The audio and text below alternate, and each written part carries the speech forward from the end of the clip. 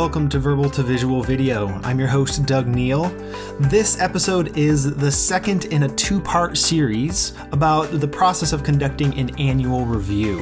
As I mentioned in the last episode, conducting an annual review involves looking back at the previous year to see what went well and what didn't, and then looking forward to next year to make some plans.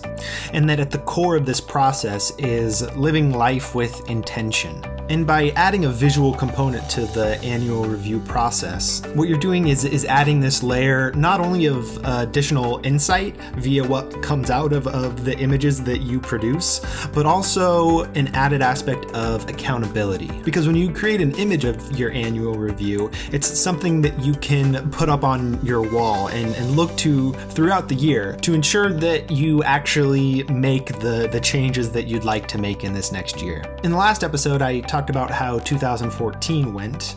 In today's episode, I'm going to be looking forward to 2015 and letting you know how I am approaching this year. As I mentioned last week, 2014 for me was the year of conquering resistance. It was a year in which I focused primarily on two things: getting down the habit of making and shipping things on a regular basis to facilitate a career transition that I've gone through within the past couple years, from being a high school teacher to being a freelance illustrator and producer of instructional materials like these.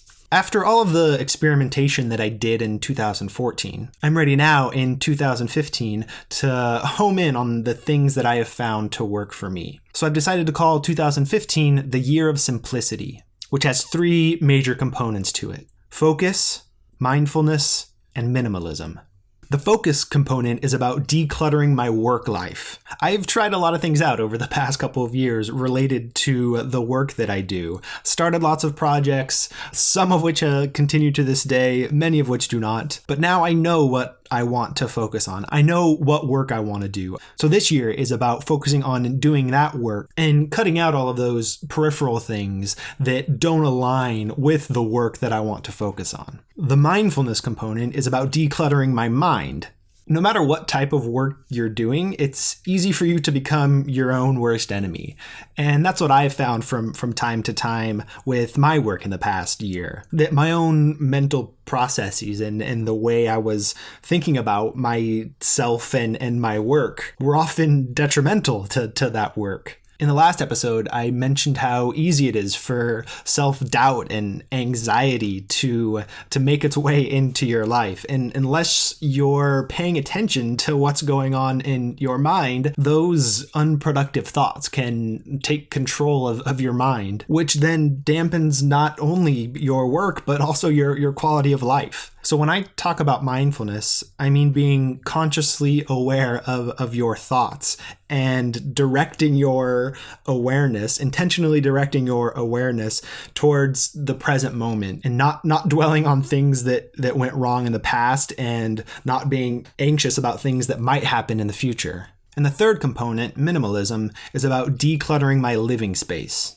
In the same way that unproductive and negative thoughts can creep into your mind over time, unnecessary and relatively useless stuff can fill up the space around you. And I think that a cluttered external environment can contribute to a cluttered mind and a cluttered work life. So I would like to limit the number of possessions that I have in order to make space, not just physical space, that's part of it, the space to do my work, but also emotional space to a degree, so that I'm not putting my resources toward material objects, but more toward experiences and relationships. And that idea of making space for relationships is really what these three things all contribute to and what this year is about. Of the three buckets that I talked about in last week's episode, contribution, connection, and vitality, the one that I have been neglecting is the connection bucket. So by simplifying my life in these three ways, I'm making room for a more robust social life so that I can connect connect with friends and family on more of a regular basis. So that's what I'm going to be focusing on in 2015 in broad strokes. But let's now get into the details of how I'm actually going to make that happen. I'm a big fan of routines, so I'm going to share with you my daily routine as well as my weekly routine and point out where those three components are going to make their way into my life. My days start at 6:30 with a morning ritual that I go through. The first thing I do when I wake up is I take a shower and I put on clean clothes. Probably the most important thing to do if you work at home and want to make good use of your day.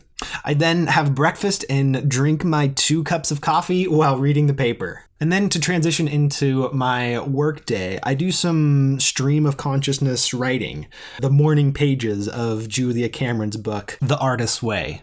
That's the first opportunity in my day to focus on the mindfulness piece. Because what that stream of consciousness writing is the opportunity to clear your mind of whatever thoughts come to you when you first wake up and get started with your day. If you're still thinking about things from yesterday or anxious about things to come, that morning writing ritual is an opportunity for me to get those thoughts onto the page so that I can then forget about them and move on. Once I've done that, I start my morning work session right at about 8 o'clock. I spend that morning work session working on these videos and the shorter note card sketches that accompany them. That's my primary daily creative habit, the thing that kickstarts my body into the process of making and sharing. And what's nice about a weekly video series like this is that I have mapped out what I need to do each day in order to publish a new video episode every Friday. I know where I need to get by the end of the day on Monday and then the end of the day on Tuesday in order to be on track to put a new video out.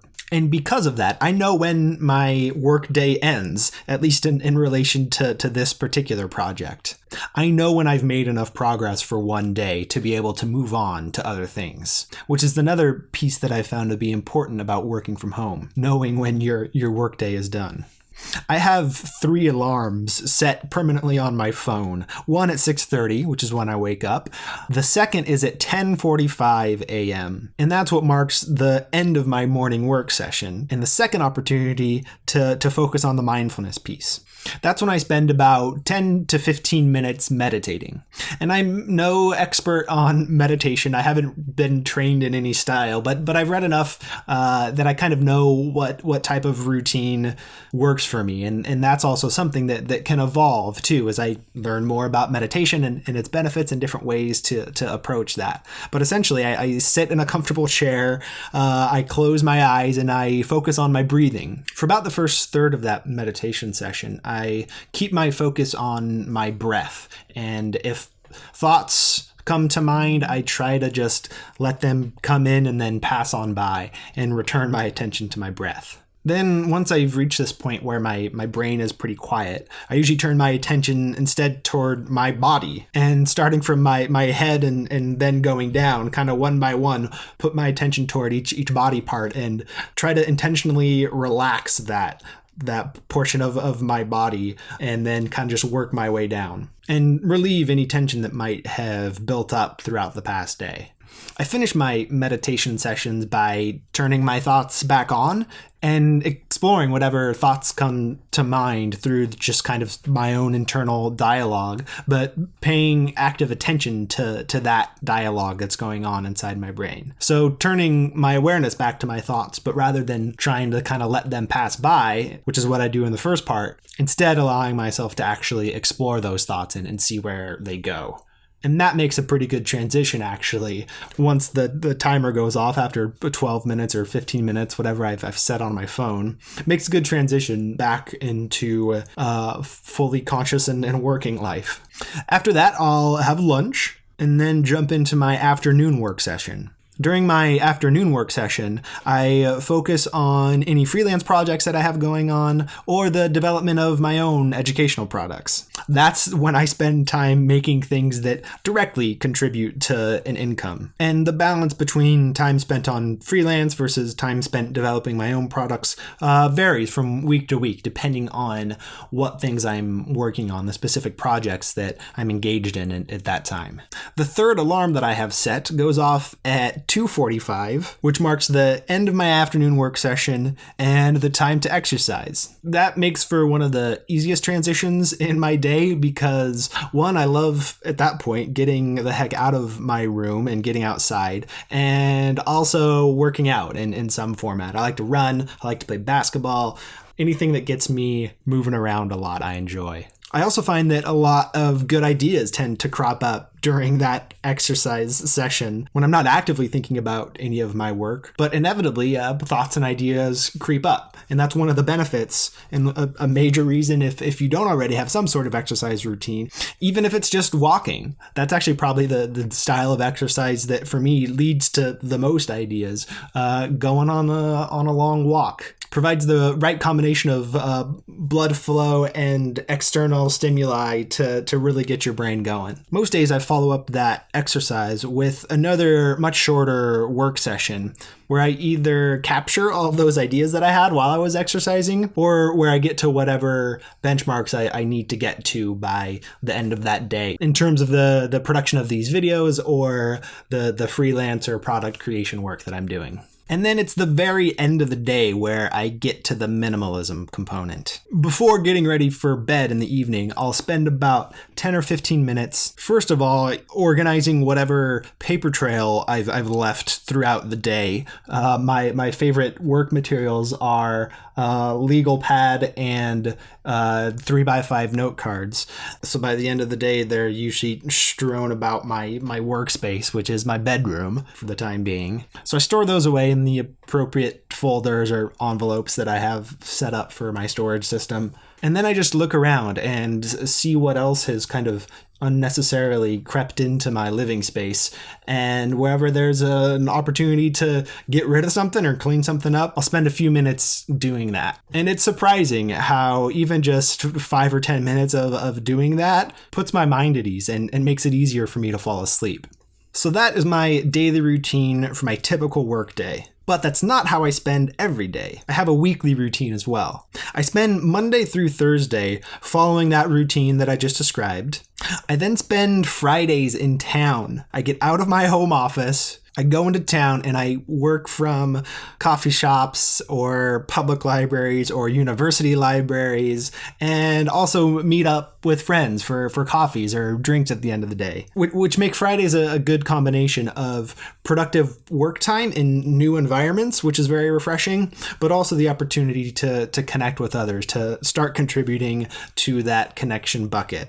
And then the newest component of my weekly routine is taking both Saturday and Sunday off. I can't remember the last time I've had 2 consecutive days where I haven't done any work, but I'm on track this week for the first time to being done with the things that I need to be done with on Friday to be able to actually do that, to be able to take a full weekend off. And I want to be able to use my weekends, one, not only to give my mind a break, but also to be able to spend more time with friends and family. And also very important, getting out into nature. I love to go on hikes. I love to go camping, and I neglected that as well in 2014. So it's time to get back to it. So you now have a pretty good picture of how I'm approaching my days and my weeks in 2015. And plans like these are great, but they're potentially useless unless you add some accountability component to them. So I've devised a really simple system connected to a huge wall calendar that I have right behind me at this moment. It shows the entire year and has a box for every single day. And I fill each Monday through Friday box with 5 check boxes. 1 for mindfulness, 1 for my creative habit, which is the production of these videos and note card sketches, one for freelance work, one for business building, and one for minimalism. And as I move through my day, whenever I complete that particular activity, I get to check it off. And my goal each day, Monday through Thursday at least, is to end the day with 5 checked boxes. So not only does that help me stay focused on any given day, but it also gives me a record to look back on. That calendar is going to stay up on my wall for the entire year. So I'll be able to look back at specific weeks and months and see whether or not I held up to these resolutions that I'm making, this plan that I'm making for 2015. And knowing that I'm going to be able to look back gives me more motivation to stick to these plans that I've made. The boxes for Friday, Saturday, and Sunday have one small checkbox in the corner. If I get into town on Fridays, I have met that requirement. And if I have a social and nature-filled weekend, then Saturday and Sunday get their check marks as well. So that is my tool for accountability that is both simple and visual. The component that I've yet to touch on in any detail is the focus component, the decluttering of my work life. So I thought I'd end this video letting you know about some plans that I have specifically for verbal to visual. I'm liking this format of weekly narrated sketched videos and the note card shorts that accompany them. So I'm going to keep plugging away on these during my morning work session. And I'd love to hear what you think of these videos and what other types of things you would like to hear me address related to visual note-taking and the processing and sharing of ideas visually. So please do let me know with a comment or an email what you're thinking of this video series. I'm also excited to announce that in 2015, I'm going to launch my first full-fledged course, the Verbal to Visual Classroom. It's an online and video-based comprehensive course that helps you to develop your own style of note-taking tailored to your circumstances and your goals. It launches on March 9th, but you can sign up for it right now. So check out more details for that course at verbaltovisualclassroom.com. I am very excited to pull together everything that I know about this subject and put my teaching skills to use in a course that I think is going to be really valuable. So you now know my plans for 2015, and as I did in the last video, I'm going to ask again, what will 2015 look like for you? What are you working on and what are you working toward? And how might you be able to put your plans in a visual format that can help you make them a reality? Check out the notes and links below to see some sketches that you guys have submitted, and please do keep them coming. It's great to see what you guys are working on in 2015, and it's great to see how you are using the tools of visual note-taking to help you achieve your goals. So keep up the good work, and we'll talk again next week. Till then.